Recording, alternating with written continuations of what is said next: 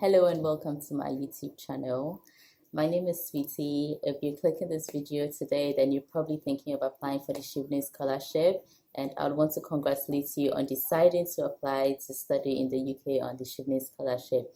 To be honest, it is an amazing experience and you're not going to regret this one bit. Also, if you happen to just chance on this video, then I would want to encourage you to highly consider applying for the Chevening scholarship as long as you meet the eligibility criteria. Basically, the Chevening scholarship is a scholarship scheme that has been set up by the British government to encourage more people to study in the UK.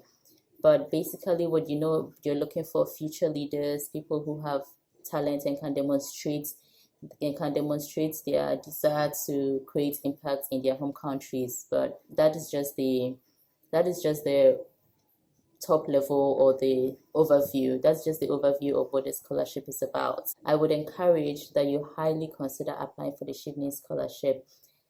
And yeah, the same old, if you like this video, don't forget to click the thumbs up button. Also subscribe to my channel and click the bell button so that if I post any videos in the future, you'd be alerted of them. Yeah, let's get into this video.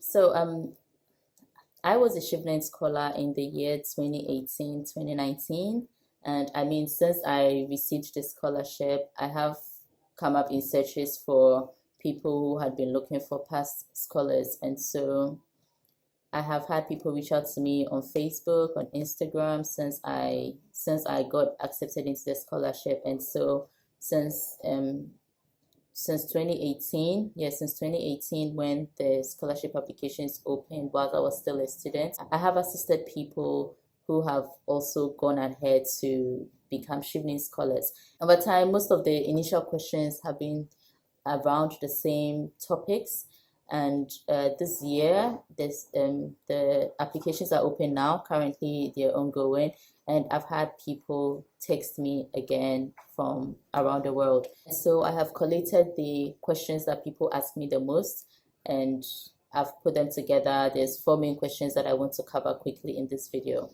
So this is just a quick video to clear your mind if you're thinking of applying, just to clear your mind of any doubts that you may have. So I wrote down the questions in this notebook, and then I'm just going to read them out. I would also write them down on the screen. I'd actually write them down in the description box, so that then you get to read that and doesn't interrupt anything basically.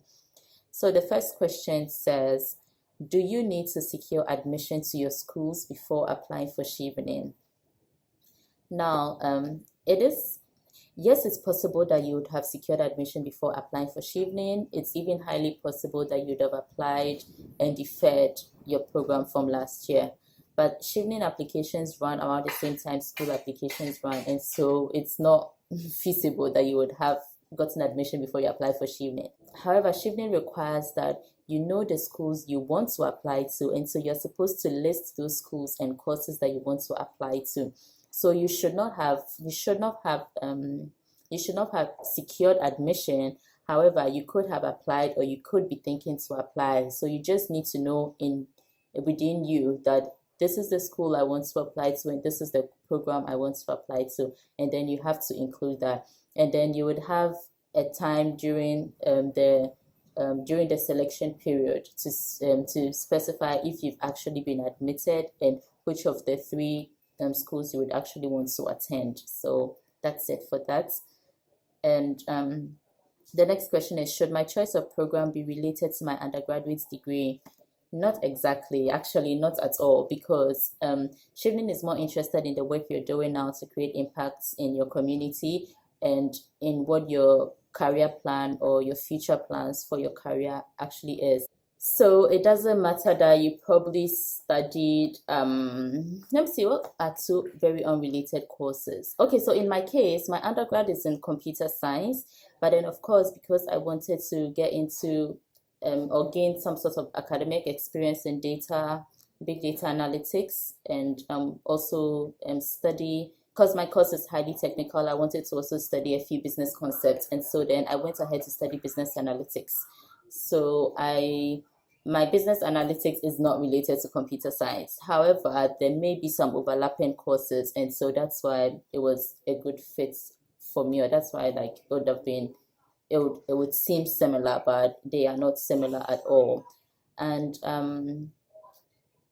well, it is. I'm rambling, but yeah, it's not necessary. Ideally, it's not necessary that your undergraduate should be related to the postgraduate course that you selected. What is necessary is that whatever you're going to study should be in alignment with your career plan, and there's an essay portion for that where you get to explain why. So it should be in alignment with your career plan and probably the work you're doing currently. So yeah, that's why. So you could have studied psychology and go on to study gender studies, for example. I mean, yeah, if the work you're doing now is focused on gender, yeah, some gender work or whatnot. So that's it for that. And the third question says, can I list one university in all three options? So basically, this question is around the fact that Chevening allows you to select 3 schools and 3 courses. So can I list one university in all 3 options, or can I list one program in all 3 options? Now, you can't list one university in all 3 options. So let's just say you wanted to go to the University of Edinburgh. In your first choice uni, you can say University of Edinburgh. Second choice uni, University of Edinburgh. Third choice uni, University of Edinburgh. However, you're supposed to have 3 different courses listed in all of that. So you could choose 3 courses, but ideally, if you have a career plan for what you want to do, it would make sense on your application to have 3 courses that are seemingly related. Otherwise, because you can't choose, say you want to do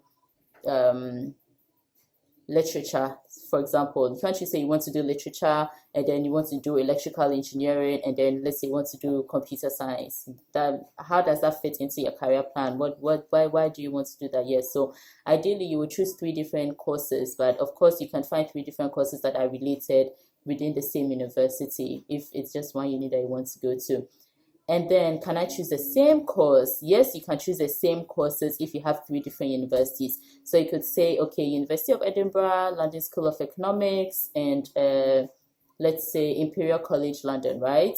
And so then you'd have the same course from each of the schools listed there. But then, so that's where the differentiator should be.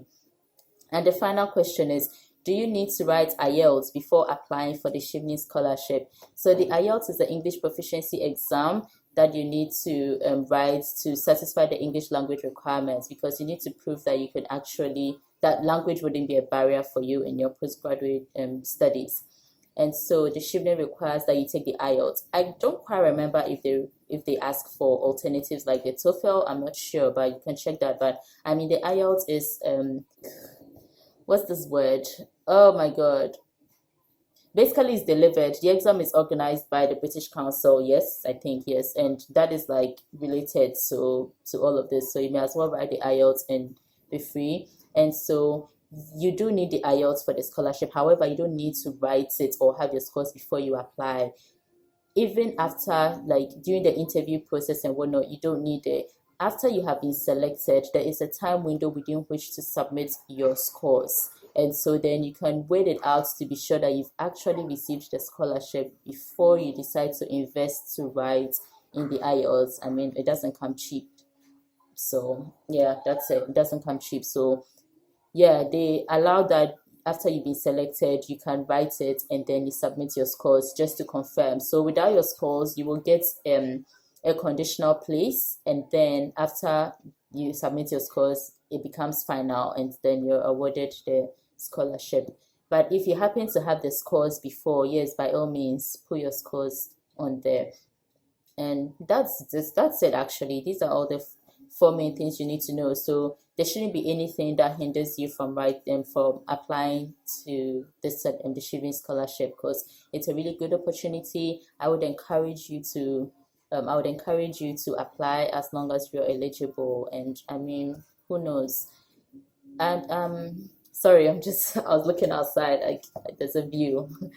So what did I want to say again? Yes, I actually gonna make a few videos around how I answered there's 4 essays I need to write. So I'm going to make future videos on, hopefully, fingers crossed, I'm going to make future videos on how I answered the questions for the essay questions. Yeah, so this is the end of the video. If you like this video, you know what to do. Just click the thumbs up button, subscribe to my channel. I guess it's bye. Oh, all the best. All the best.